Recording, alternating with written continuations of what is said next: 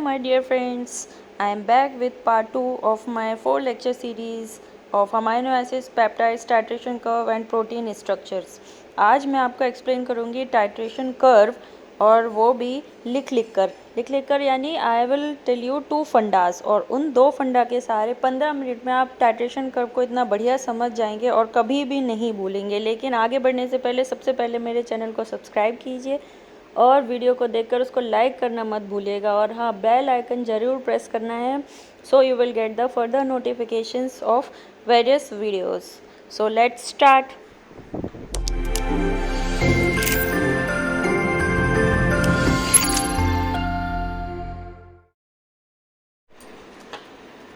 So the first funda is amino acids can act as acid or base.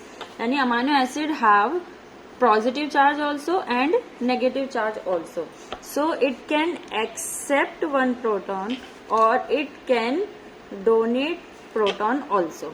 ठीक है, so if it can accept proton यानी कि it can act as a base और it can donate proton यानी कि it can act as a acid.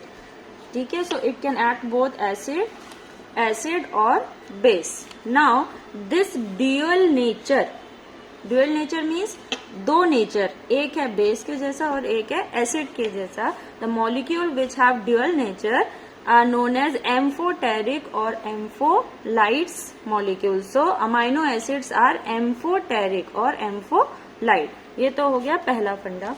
दूसरा फंडा है zwitter ion. What is zwitter ion? Now you can see this one.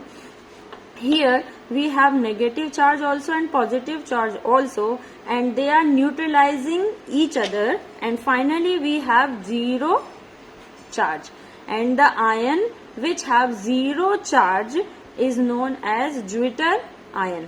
Okay, amino acids at neutral pH. What is neutral pH? It is 7. At this pH it act as a Zwitter ion.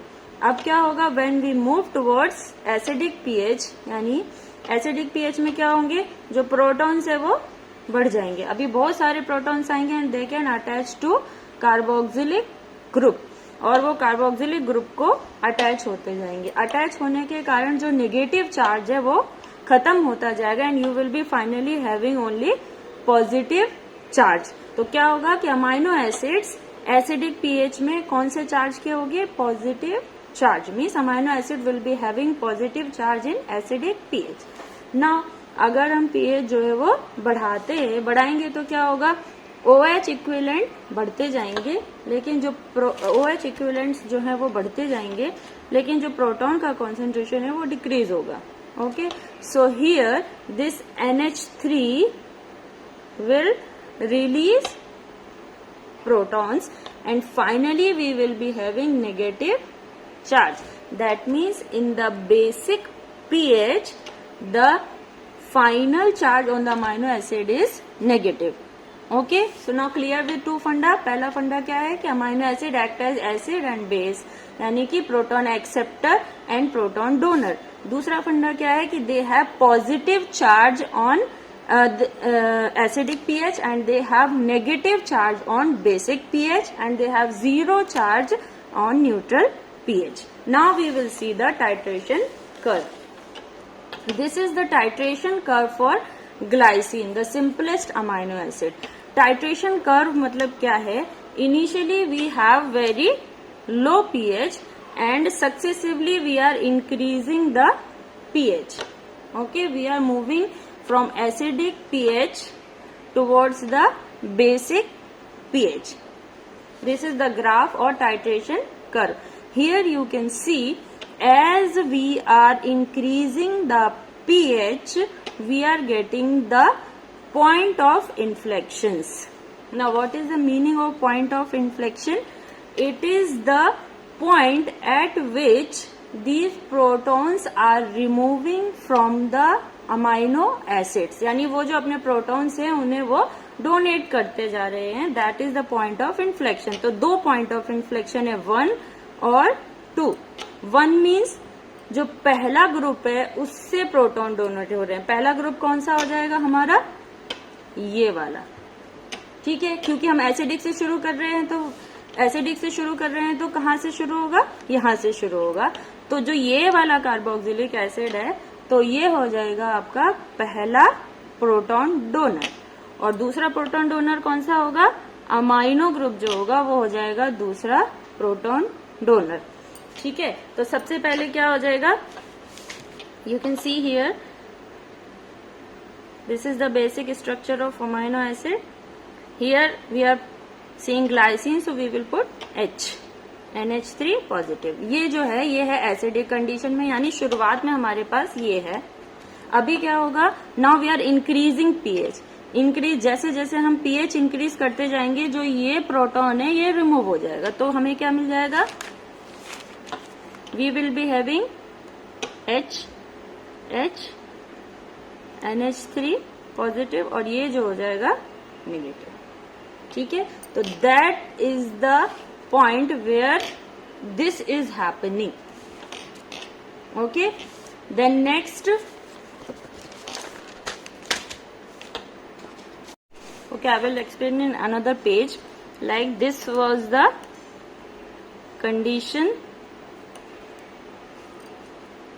Okay, at the first point of inflection,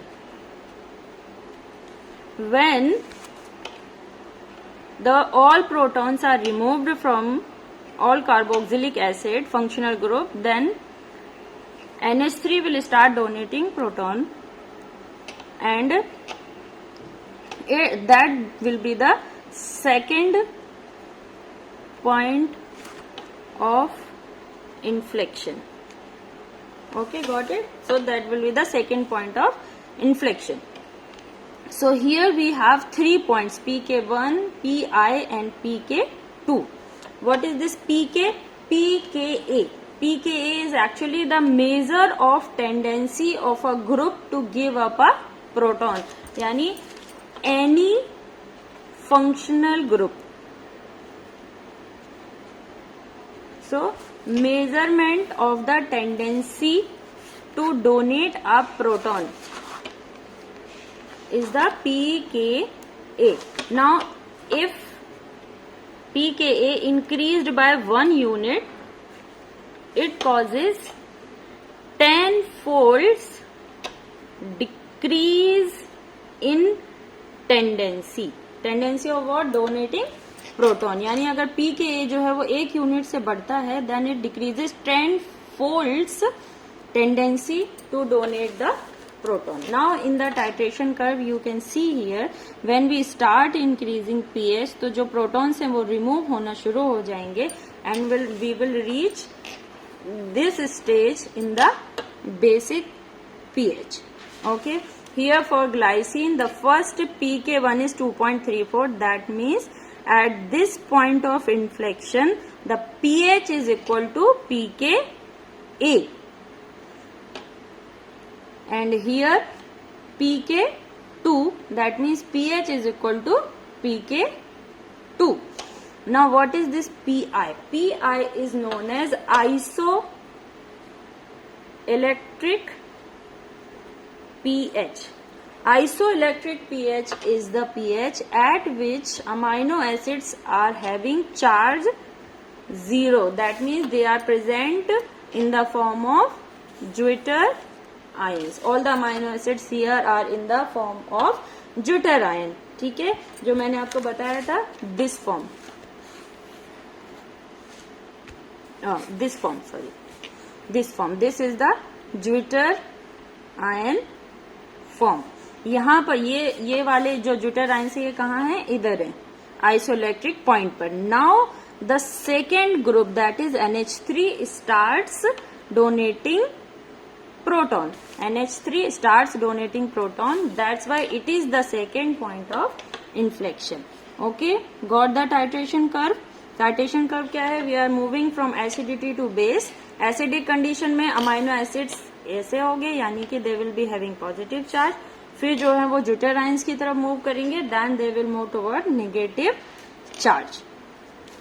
So this is about titration curve. Now we will see there are some features of titration curve. So the first feature is it gives quantitative measurement of pKa for each group. quantitative measurement means here we are getting pK1 2.34 and pK2 9.6. So what is pK1? pK1 is nothing but the pKa value of carboxylic group. And what is pK2? pKa value of amino group. So we got the quantitative measurement of pK1 and pK2 यानी दोनों functional group और each group यानी दोनों functional group का हमें quantitatively पता चल गया कि pKa क्या है. The next is about acidity. Acidity means which molecule is more acidic. Here I am giving example of acetic acid and glycine. Here we have pKa 4.76 for acetic acid and 2.34 for glycine. यानी कि more acidic कौन होगा? Glycine. Why? Because it can release protons faster than acetic acid. Now why? What is the structure of glycine?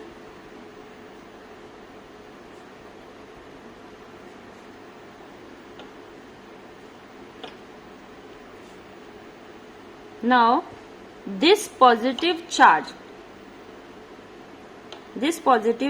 to stabilize the structure repels this proton and help in removal of the proton to stabilize the structure. Stability कैसे आएगी? जब ये proton remove हो जाएगा और इस पर negative charge आएगा तो कंप्लीट चार्ज जो है वो 0 हो जाएगा, तो that is the stable structure. अभी क्या होगा, लेकिन अगर हम बेस नेचर यानी जो pH है उसको बढ़ाते जा रहे हैं, then this NH3 will also donate proton. Why faster? Because this negative ion, carbonyl group negative ion, it will induce electron to remove from the atom and you will be having